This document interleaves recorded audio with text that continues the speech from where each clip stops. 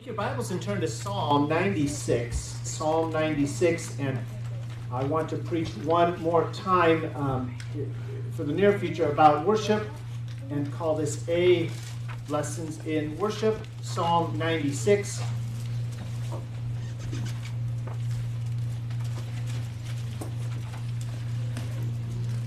And while you're finding Psalm 96, let me just read to you, remind you, some of the definitions we began with about worship.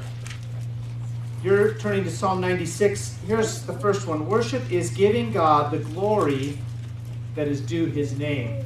We're going to read this passage in a second, see if you see that one in here. Worship is giving God the glory that is due his name. Second one, worship is the response of all that we are to all that God is and does.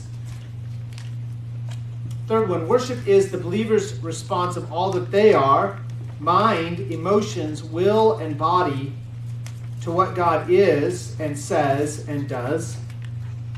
The fourth one, worship, properly conducted, is an expression of lives lived in the knowledge of God and in relationship with God. We order our worship into particular forms so that this knowledge of God may be given full and rich expression in the lives of his people. And then finally, corporate worship. Now, all of those were just worship in general. Now, corporate worship is when we gather as a group to worship God. Corporate worship is designed to help us bring the thoughts, the desires, and the choices that shape our lives into line with the gospel that we say we believe. Now let's look here at Psalm 96. I'm going to read out loud the first 10 verses. Please follow along as I read out loud.